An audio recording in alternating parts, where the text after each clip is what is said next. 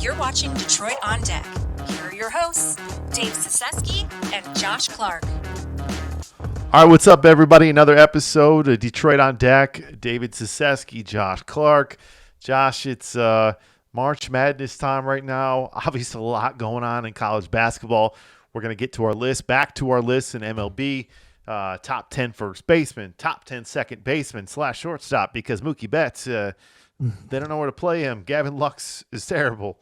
So, I don't know, man. I don't know where the guy plays, but he's on my second base list at the top. I'm just going to be honest.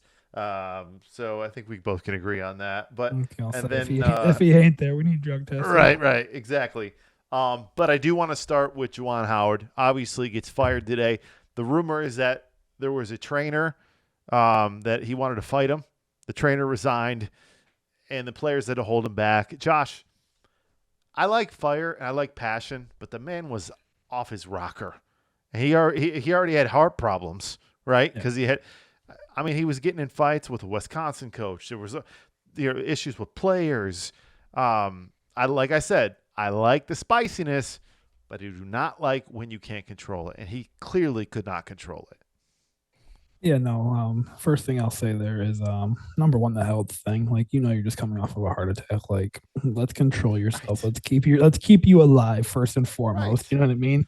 Like, let's not re-aggravate, that heart condition that you do have. That's first and foremost. Second of all, there's a part of me that wants to give him a pass, but there's a part of me that does it in terms of this season. What was it, 8-24? 8-24, 3-17 in the league. Now, I will say, although Dickinson did indicate kind of early, after the season, Caleb Love was late, that he was leaving. There was still indication as well that he could possibly return as well before, changing course and leaving at the last, basically second. He lost Jet. Yeah, he lost Jet, huge part there. Then you bring in a 20-point scorer in Caleb Love from North Carolina, and then all of a sudden, oh, no, sir, you can't come here. You're academically ineligible. So you're losing potentially 40 points a game right there between Dickinson and Love. So now he's scrambling around trying to figure out, okay, who am I going to draw this offense up around and things of that nature. So that part of me wants to be able to forgive him. But at the same time, when you don't have star players, and we kind of texted about this earlier, that forces you to actually be a coach, use your X's and O's. Correct. And this man just failed at that. Like he didn't know what direction to go. He didn't know who his star player was. He didn't know who to run the offense through. It was just kind of jumbled all year. Correct. So just based on what I've seen and how he runs an offense schematically, I think it's the right choice in letting him go, just because he didn't really prove anything as a coach. Like, yeah, you proved you can win games, but you also had star players who helped you win those games. You don't really have a star player this year. So that's where your coaching comes into play to get these guys to where they need to be, and he failed at that. Let me read his quote, Ward Manual, on Juwan Howard here. And obviously I'm going to put this quote up here for everybody to see. After a comprehensive review of the program, I've decided that Juwan will not return as our men's basketball coach. Manuel said in a release, Juwan is among the greatest Wolverines to ever be associated with our basketball program. I know how much it meant to not only Juwan, but to all of us to have him return here to lead this program, despite his love of his alma mater and the positive experience that our student athletes had under his leadership. It was clear to me that the program was not living up to the expectations and not trending in the right direction. I'm thankful for Juwan's dedication, passion, and commitment to U of M for all of that, and his legacy will continue to mean to Michigan. 87-72, but 8-24 this year. I mean, he almost won a title, right? And it was cool to see the Fab Five there. That was what I thought about today, Josh, as a Michigan fan. Man, I don't know that you're going to see all of those guys back there on the sidelines like they were. And that was good that was obviously good for the program. It was good to see C-Web back, right? Because that relationship was tarnished. Bridges, right? Correct. Yep. It was like Calvin Johnson and the Lions, right? It was good to see them mend, because it's good for sports. It's good for Michigan basketball, as it was for the Lions and Calvin. But it sucks, man. It hurts, but I agree, though. It needed to happen. I mean, the program was just going in another direction. I do want to throw out a dark horse. I'm going to go through some names, and I'm sure you probably got some names too. But when I was thinking about this, I'm like, man, how cool would it be to have John Beeline come back here and just, maybe even for a couple years, right? Like just try to right the ship, get us back to where we need to be, to work on recruiting a bit, because I think this program, after what Juwan brought the last couple years, it just needs some stability. Yeah, no, I agree. I agree with you. John Beeline would be cool as heck. Personally, though, I'm promoting Phil Martelli. Oh man, I love him. And he's older. And I say that for one reason, reason only. Who is the most famous player he coached? Jameer Nelson. Thank you. Giving that man a call. You're my head assistant. Yeah, that man can help him recruit studs. Delonte West, I am not giving you a job. Right. That man can help. Recruit. He can help develop stud point guards, which is important. Which is the most important position in basketball. Oh yeah. So based on that relationship alone, I'm hiring him as a head coach, and I'm bringing Jameer as my head lead assistant. Here's another name I throw out there, and I know that as a North Carolina fan, you probably think about it, but like Vanderbilt just fired Jerry Stackhouse. He was coach of the year a couple of years ago. Oh, I didn't see that. Yeah, so they had a down year as well, right? But like, guy's a good basketball mind. I think he could be a good coach. I think he could be a North Carolina coach someday. I'm just obviously he's got the ties to Michigan, being a former Piston, so that's what I'm saying. Makes a little bit of sense there as well. He's got the college experience as well as a head coach. So, but Phil Martelli's an all-timer. He's an all-timer. So, yeah, I'm with you. I'm going to throw out some names here. I want to see what you think about them. Just a few of them. And these are names that they're attached to. Okay, right now, one of them that's getting a lot of attention is Dusty May for the Florida Atlantic Owls. I mean, Dusty May got a lot of love last year. Thoughts? No, I'm good. I'm good on that. They can keep him. Although that isn't one of my dark horses. This is a good one. Nate Oates from Alabama. I don't mind that. I don't mind him. I need to see more out of him. I don't know if he can recruit well enough. Kyle Smith from the Washington State Cougars. I do not hate that. They're having a good year. This is the one I like. Okay. Chris Collins from Northwestern. Okay. That's a Doug Collins' son. Okay. It's a good name. Drew Valentine, coaching Loyola. I don't like that personally. Yeah. One guy that I wouldn't mind. He's been in a certain spot now for a little while, but he's bounced around to, I believe, 3 different schools over the past. Don't say Rick Pitino. So many years, but give me Shaka Smart. I mean, Shaka Smart's doing a fine job at Texas, though. I think they're happy with him. I mean, I agree 100% with you, but I mean, yeah. We're talking Big Ten versus a depleted, Big 12 with Texas going to the SEC now. Like, is Texas really going to be Texas? I would like this to have a big splash because, I mean, you look at Louisville and the rumor for them is Bob Huggins. That's a splash. Yeah. That's a damn good coach. Bob Huggins is a guy. That's an X's and O coach. That's a recruiting coach. Like, that's doesn't take no crap type of coach. So yeah, he checks all the boxes for sure. There. And, wherever he goes, some discipline. Wherever he goes, it's a house that Huggy built, right? Like he builds it up. Everywhere he goes, he does a good job. Did a great job at West Virginia. Did it at Kansas State, right? Cincinnati. Thank you. So many places, man. And he had some issues with alcohol that came up, but come on, man, the dude's human. Who doesn't have issues? You know what I'm saying? Yeah. Like, so I would like that name. There's a few names there, but we'll see what happens. I want to get into our list, Josh, because I want to take a switch over to MLB here. Why don't we start with the big guys over at first base? Number 10, I got Josh Naylor. Josh Naylor, he's a stud. Last year hit 17 homers, 97 RBIs, over 300. He's just a good hitter, man, and I like him in the clubhouse. You? Yeah. No, my number 10, I have Tristan Casillas. 24 Tristan Cassis. I like him. Yeah. 24 homers, 65 RBIs, 263 average. He stole some bases. So yeah, I personally like him as a youngster right there. In the top 10, and proving he belongs. Yeah, I got him at number 9. That's funny you say that. 24 home runs, 263. 65 RBIs. He's going to have over 100 this year, and I think he'll hit over 30. So, good hitter. Number 9? Yeah, my number 9, I have Yandy Diaz. Great player.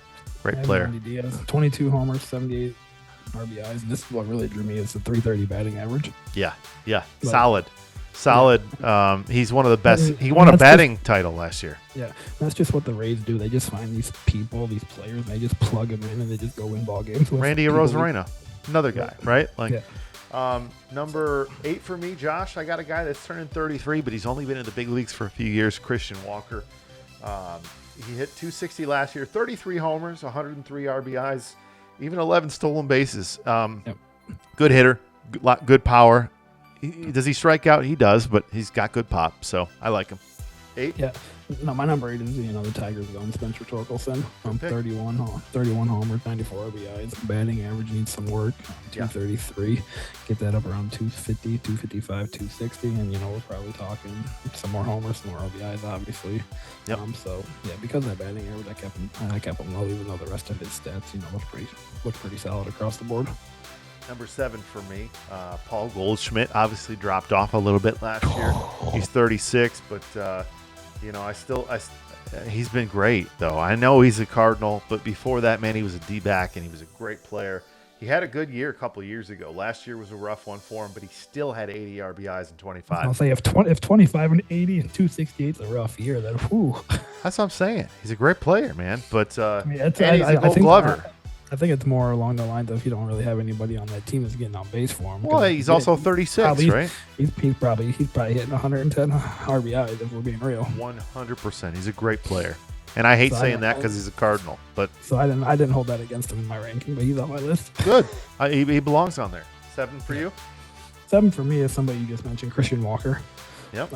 Again, he's an older first baseman, but he's had career years the last couple of years. A lot of tread in the tires.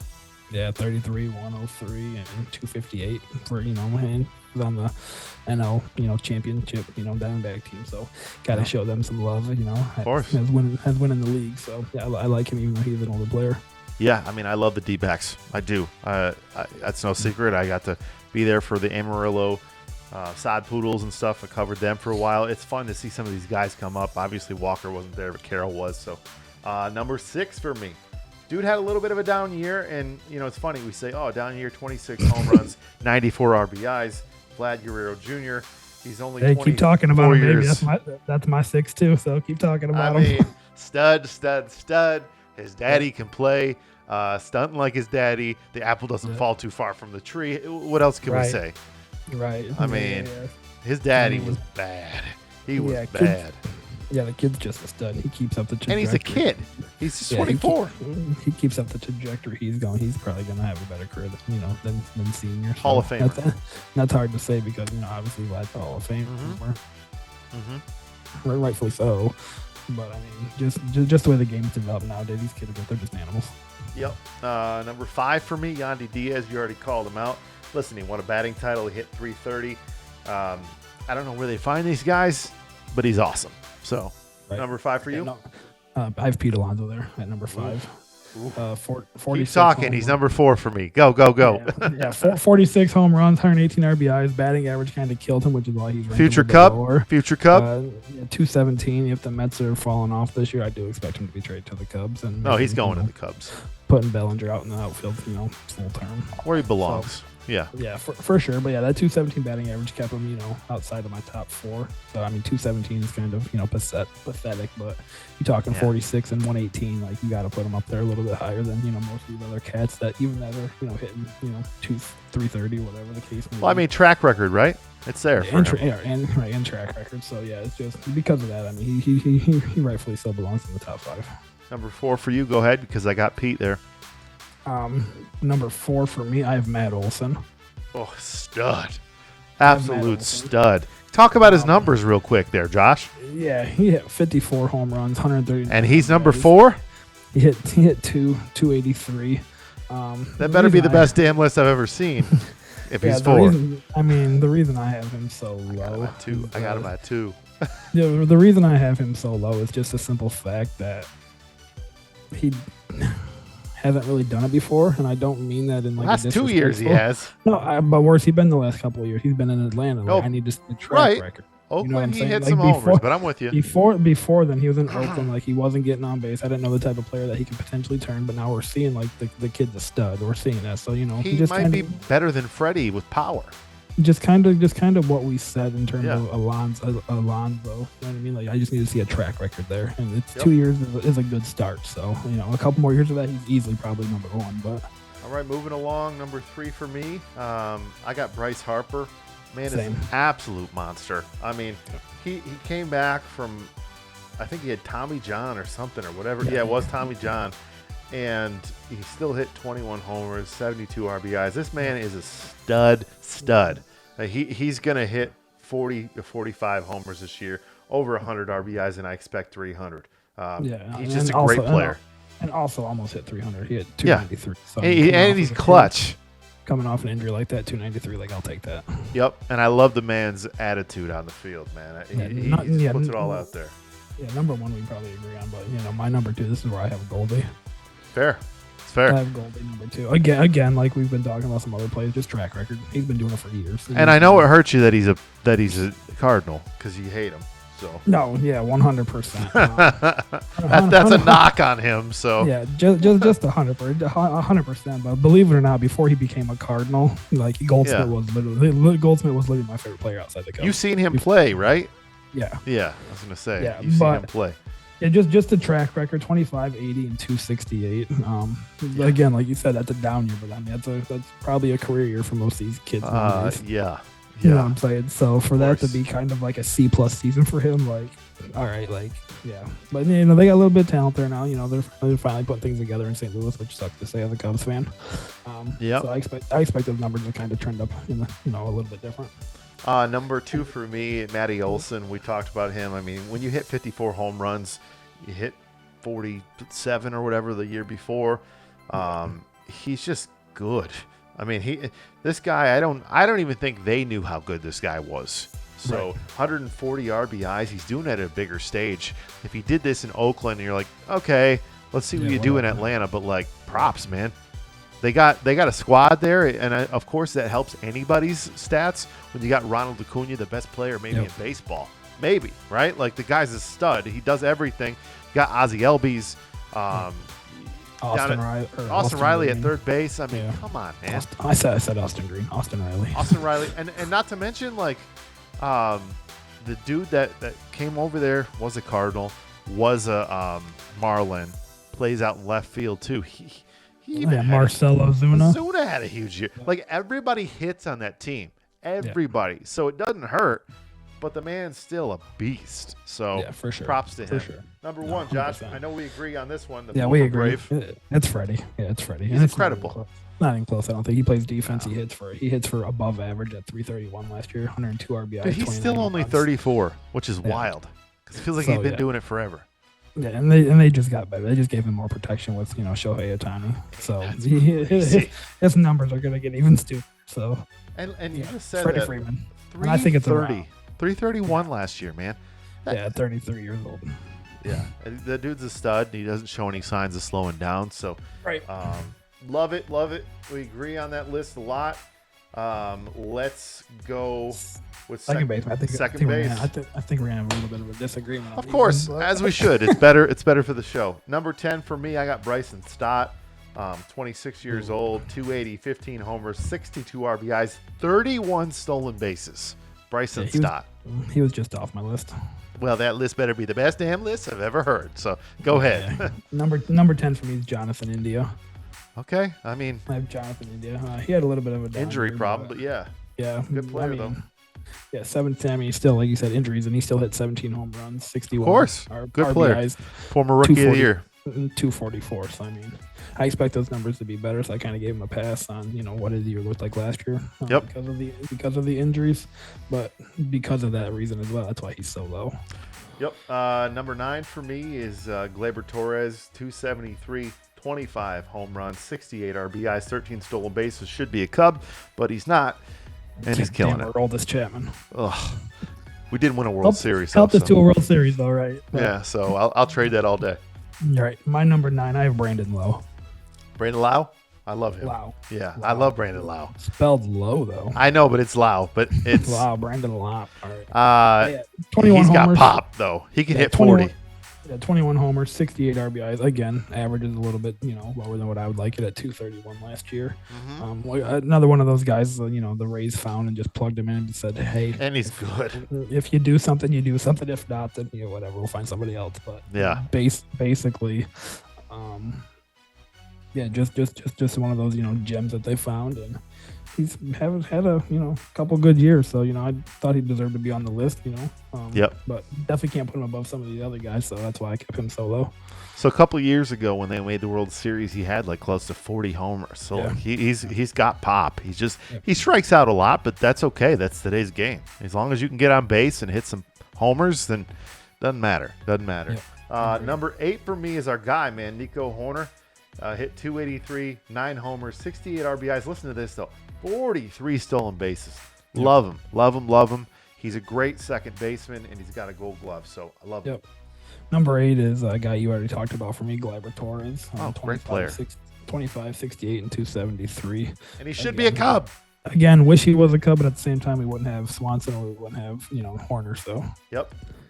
So I'll take the trade. I'll take Horner over him. So we got the World Series. So there we are. So this guy's a shortstop now, but he's supposed to be second baseman. It's Ha-Seong Kim. I know they switched them up. He hit 260 last year, 17 homers, 38 stolen bases. He's got a good glove. Obviously, they made a move. And they put their shortstop at second base, Xander Bogaerts. Yes. So Xander Bogaerts is now the second baseman. Ha-Seong took over shortstop this year. That's why they moved Cronenworth to first. Yeah. Right, which makes sense. He's a Gold Glover too. I really like Ha-Seong Kim. He's a great player. I wish Fernando Tatis was there, but now Fernando Tatis is elite in right field, so it works. But Ha-Seong Kim, 17 home runs. I never saw that coming. 38 stolen bases. Great player. Love it. Yeah. No, I personally kept him off my list just because I never watched a single Padres game last year. Oh, so that's fair. Yeah. I didn't know much about the kid. I did see his stats, and they are impressive for But your list has got to be guys you've seen. Fair. Right. So I kept him off. My number 7, I have Ketel Marte. Oh, good player. Good play. Diamondbacks, come on. Yeah. 25, 82, and 276. Again, league champions got to have some representation in there. Yep. If it wasn't for him and probably Christian Walker's big seasons last year, they probably don't get to where they are, even though they did have, rookie of the year, And then honestly, he probably could have won, if it wasn't for Freeman. Probably could have won some MVP or had some votes at least. 100%. He's a great player. He's got pop in that bat, and they love him there. Moving to number 6 for me, this guy for a long time was flirting with 400, Luis Ariz. He hit 354, 10 home runs, 69 RBIs, 10 stolen bases, good defense. He's just a great bat, man. I like Luis Ariz. No, I agree with you. Number 6 for me, that's where I have Nico Horner. Good pick. Like you said, 43 stolen bases, 283, 68 RBIs, 9 home runs. Gold Glover, obviously, up the middle there, which is also another factor why he's a little bit higher. For the Gold Glove, I'd probably have him a little bit lower, but I took everything into consideration when making the list. If it wasn't for the Gold Glove, I'd probably have him a peg or 2 down, definitely under probably Ketel Marte with his numbers that he had last year. But because of the Gold Glove, that's a factor of the game that I did factor in while making the list. And I just expect him to get better because he's still young and the Cubs are, they're on the rise, but they still got some pieces to put in place. Love it, man. Love it. Number 5 for you? Go ahead. Number 5 for me, World Series champ Jose Altuve. Love it, man. I don't care what anyone says. I know they want to say cheating and all this stuff. That man's great. He's a great player, and I'm over it, man. Grace, I'll give it to him, but I love him. Personally, I agree. 17 home runs, 51 RBIs, 311 batting average, and that's a down year for him. Down year for him, and it's a big down year. Yeah, really, and still hit 311. Like that's crazy to say. But yep. So I think, and defensively, he's above average. So definitely took that into consideration as well for putting him up there. But I think it's rightfully so. And if it wasn't for these other 4 guys, he'd probably be a little bit higher. Love number 5 for me, Ozzie Albies, a guy that has hit 33 homers, 109 RBIs, 280. Come on, stop playing. That dude can bat. Albies is my number 4, so go ahead and talk about listen, the man is incredible. He does everything. So he debuted at 20 years old with Atlanta, right? Right now he's 27. They did pay him. They paid him young, like they did Acuna. So he's getting really severely underpaid. I think he's getting like $4 million or something like that. A dude that could be making 20, but they offered him that contract early, which Atlanta does. You can't hate it, right? He got his money, but they got a bargain in this guy. He hits 30 home runs every year. His only problem is a little bit of injury. But if you stay healthy long enough to hit 33 homers, 109 RBIs, and 280, I'm all right with it. 100% for sure. Yep. So now we're at number 4. I know that was your number 4. Yep. My number 4 is your guy, Ketel Marte. Great player. Number 3 for you? Yep. Number 3 for me, reigning batting title champion, Luis Ariz. Yep. I mean, honestly, that 354 is just hard to put that any lower. It's so crazy, man. But you can't put him above the other 2 guys that I have on the list. So, of course. But also one stat that stood out to me, which also helped him, rise up the rank here, other than the batting averages. Mm-hmm. This guy had 35 walks, 34 strikeouts. Yeah. That's more walks, crazy. More walks than strikeouts. That's when impressive. Pitching has never been better. Yeah, that's impressive. Yeah. So, I know this guy's probably in your top 2, and if he's not, it's robbery, because this dude's a stud. Marcus Semien, 29 home runs, 100 RBIs, our 276. Our 1 and 2 is the same. Yep. So, and then Mookie Betts at number 1, 39 home runs, 107 RBIs, 307 batting average. Yeah. So Mookie Betts is number 1 for me. I had number 2 as Altuve, so it was number 3 was Semien. Oh, Semien? Yep, You had Altuve up there a little bit. Yeah, I mean, I mean, love Jose's my dude too. He's probably my yeah. He's probably my second favorite second baseman. Honestly, dude, what I did in there, I said, well, Jose's got a couple World Series rings, and he's done it on the big stage, right? Semien doesn't have a lot of experience in there, but he's incredible, dude. I mean, he got paid a lot, but him and freaking Seager at shortstop, too. Like, our shortstop list we're going to do soon. Seager's on that list. Yeah. I mean, he's incredible, right? So we'll see, but we also better have Dansby on there. If we, That's right. I love the man. Absolutely. So I think what we're going to, obviously we got Mookie Betts at number 1. What does he not do well? He does everything good. He literally started the season off at right field, then he went to second base, Yeah. and now he just named the starter at shortstop. So, and he's going to be Gold Glove. he's just an athlete. Yeah, I love Mookie Betts. There's nothing to not damn like. Good one. Right. He is, man. He's incredible. But we will be back on tomorrow. We'll get more into third base, top 10, left field, which is going to be disaster because there's not a lot of good left fielders out there. It's going to be bad. It's going to be like Steven Kwan and who else? Ian Happ. Yes. I mean, there you go, Ian Happ. But it's going to be rough. So, Clarky, let's do it again tomorrow around the same time, brother. All right? Same time tomorrow night? Same time tomorrow night. Yes, Let's do it. All right, man. Peace. Peace. Thanks for listening to Detroit on Deck. Be sure to like and subscribe to our page for more Detroit content.